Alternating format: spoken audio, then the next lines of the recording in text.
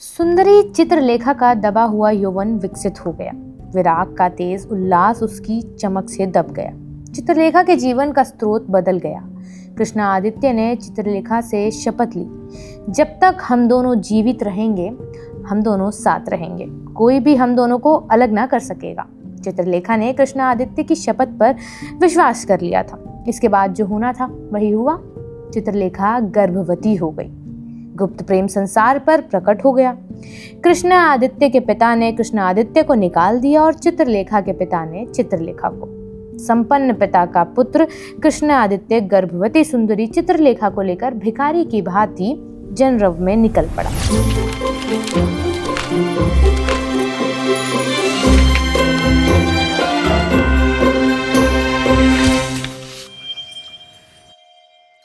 मैं हूं अनु और आप देख रहे हैं बुकेट, जहां पर हम किताबों को समझते हैं और किताबें हमें समझने का काम करती हैं। किताबें पढ़ना आज के वक्त में काफी रेयर इवेंट बन गया है, खासकर हिंदी किताबें। ऐसा भी नहीं है कि बिल्कुल ही नहीं पढ़ी जा रही हैं। गुनाहों का देवता किताब का सोशल मीडिया पर वायरल होना इस बात का सबूत है कि अब लोग अपने जीवन में किताबों का दखल चाहते हैं। लेकिन अभी भी हिंदी किताबें पढ़ना उतना कूल शायद नहीं बन पाया है। आज हम इंफॉर्मेशन तो बहुत कंज्यूम करते हैं, लेकिन विचार यानी थॉट बहुत कम करते हैं। हम किसी मुद्दे पर 30 सेकंड में ओपिनियन बना लेते हैं, किसी इंसान को एक हेडलाइन से जज भी कर लेते हैं और किसी रिलेशनशिप, चॉइस या मिस्टेक को तुरंत पाप पुण्य के तराजू में तोल देते हैं। यहीं पर किताबें ज़रूरी हो जाती हैं। किताबें हमें धीमा करती हैं यानी स्लो करती हैं। वो हमें किसी किरदार के अंदर ले जाती हैं। वो बताते हैं कि इंसान सिर्फ सही या गलत नहीं होता। इंसान परिस्थितियों, इच्छाओं, कमजोरियों और फैसलों का कॉम्प्लेक्स मिक्स होता है, यानी आप और हम। और हिंदी साहित्य में कुछ लेखक ऐसे हुए हैं जिन्होंने इंसान को इसी कॉम्प्लेक्सिटी के साथ समझा है। उनमें से एक बड़ा नाम है भगवती चरण वर्मा का। भगवती चरण वर्मा सिर्फ कहानीकार नहीं थे, वो मनुष्य के भीतर चल रही मोरल फाइट के लेखक थे। उनकी राइटिंग में दर्शन भी है, ड्रामा भी है, रोमांस भी है और समाज को सवालों के कटघरे में खड़ा करने की ताकत भी है।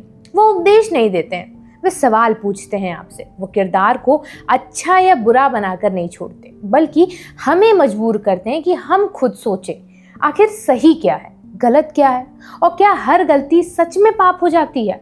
इसी सोच का सबसे शानदार उदाहरण है उनका प्रसिद्ध उपन्यास चित्रलेखा। एक ऐसा उपन्यास जो दिखने में प्रेम, सौंदर्य, तपस्या और भोग की कहानी लगता है, लेकिन असल में यह किताब एक बहुत बड़ा सवाल पूछती है। पाप क्या है, पुण्य क्या है? क्या त्याग हमेशा पुण्य होता है? क्या इच्छा हमेशा पाप होती है? क्या भोगी इंसान गलत है और साधु हमेशा सही है? या फिर सच इससे कहीं ज़्यादा कॉम्प्लिकेटेड है? आज के एपिसोड में हम डीप डाइव करेंगे भगवती चरण वर्मा की इसी लेजेंडरी किताब चित्रलेखा में।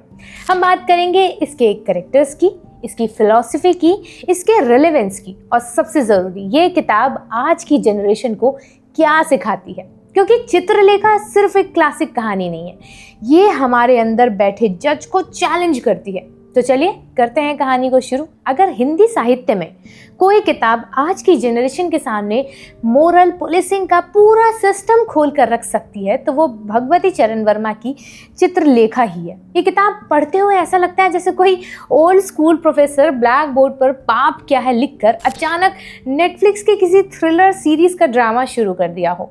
यहाँ योगी भी है, भोगी भी है, सत्ता भी है, सौंदर्य भी है, प्रेम भी है, वासना भी है और सबसे बड़ी बात, हर किरदार अपने अंदर एक अदालत लेकर घूम रहा है। किताब की एक लाइन है, संसार में पाप कुछ भी नहीं है, वो केवल मनुष्य के दृष्टिकोण यानी पॉइंट ऑफ व्यू की विषमता का दूसरा नाम है। हम ना पाप करते हैं ना पुण्य करते हैं, हम केवल वो करते हैं जो हमें करना पड़ता है। चित्रलेखा किताब की सबसे बड़ी खूबसूरती यही है कि ये उपन्यास पाप और पुण्य को मंदिर के दरवाजे पर खड़े होकर नहीं देखता, बल्कि इंसान के मन के अंदर जाकर देखता है।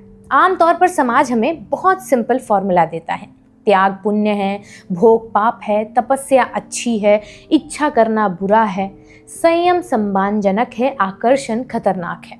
लेकिन भगवती चरण वर्मा इस पूरी बाइनरी को तोड़ देते हैं।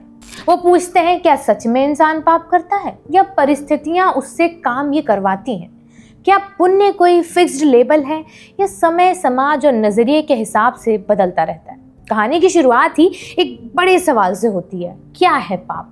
गुरु रक्तांबर के शिष्य इस प्रश्न का उत्तर खोजने निकल पड़ते हैं। एक तरफ है बीजगुप्त जो जीवन को भोग, शक्ति और आकर्षण के साथ जीता है। दूसरी तरफ है कुमारगिरी जो त्याग और तपस्या की दुनिया का प्रतिनिधि है। और इन दोनों के बीच आती है चित्रलेखा, एक ऐसी स्त्री जिसे सिर्फ सुंदर कह देना उसके किरदार के साथ अन्याय होगा। वो सुंदर है लेकिन उससे ज़्यादा बुद्धिमान है। वो आकर्षक है लेकिन उससे ज़्यादा सेल्फ अवेयर है। वो प्रेम करती है पर प्रेम में अपनी एजेंसी कभी नहीं खोती है।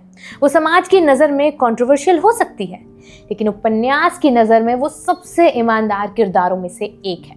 आज की भाषा में कहें तो चित्रलेखा कोई रेड फ्लैग या ग्रीन फ्लैग नहीं है। इस ढांचे में मत डालिएगा उसे। वो एक पूरी ह्यूमन बीइंग है और यही इस उपन्यास की मॉडर्निटी है। भगवती चरण वर्मा स्त्री को सिर्फ मोरल लेसन बनाने की जगह उसे विचार, इच्छा और निर्णय का अधिकार देते हैं। वो चित्रलेखा को देवी नहीं बनाते, विलेन भी नहीं बनाते, वो उसे इंसान रहने देते हैं। हिंदी साहित्य में ये चीज़ बहुत बड़ी बात है। अब बात आती है पाप और पुण्य की, जो इस किताब का थीम है। चित्रलेखा के अनुसार पाप कोई सार्वभौमिक वस्तु नहीं है, यानी कि यूनिवर्सल ऑब्जेक्ट नहीं है। पाप अक्सर दृष्टिकोण यानी कि पॉइंट ऑफ व्यू की विषमता है।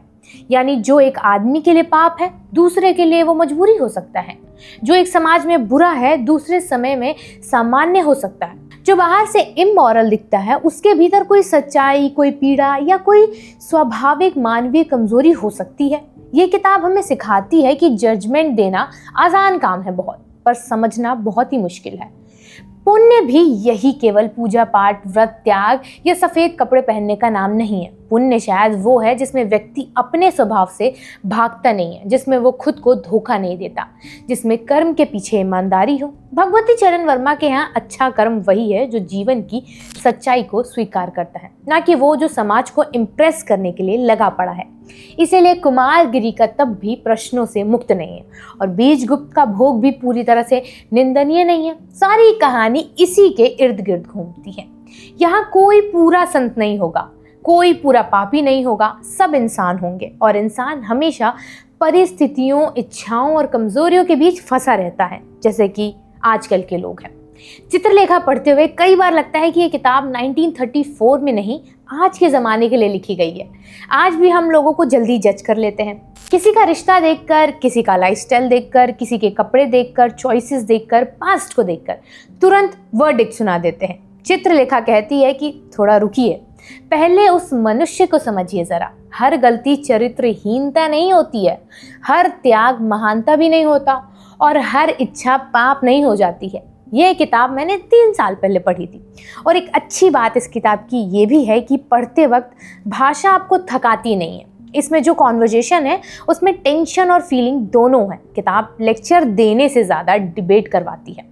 कभी लगता है हम बीजगुप्त के पक्ष में हैं, फिर कुमारगिरी सोचने पर मजबूर करते हैं, फिर चित्रलेखा पूरी इक्वेशन बीच में रखकर बदल देती है। यही वजह है कि ये उपन्यास खत्म होने के बाद भी खत्म ही नहीं होता, दिमाग में चलता रहता है। चित्रलेखा सिर्फ एक उपन्यास नहीं है, ये एथिकल कंफ्यूजन का एक ब्यूटीफुल चैप्टर है और ये हमारे समय की सबसे ज़रूरी बात भी कहती है। Life is complicated, people are complicated, morality is complicated. मेरे हिसाब से चित्रलेखा की सबसे बड़ी सीख ये है कि पाप और पुण्य को समझने से पहले इंसान को समझना ज़रूरी होता है, क्योंकि कई बार जिसे समाज पाप कहकर खारिज कर देता है वो किसी की परिस्थिति होती है और जिसे समाज पुण्य कह देता है वो किसी का अहंकार भी हो सकता है। तो आप इस किताब को ज़रूर पढ़िएगा और अगर पढ़ लिया तो आपको क्या लगता है चित्रलेखा के बारे में और आपका पसंदीदा किरदार कौन सा था, कमेंट सेक्शन में बताइएगा। और हाँ, अगली किताब मुझे कौन सी पढ़नी चाहिए, किस किताब पर बात करनी चाहिए, ये भी बता कर जाइएगा। फिर मिलेंगे बुक इट के नए एपिसोड में, तब तक के लिए देखते रहिए युवा।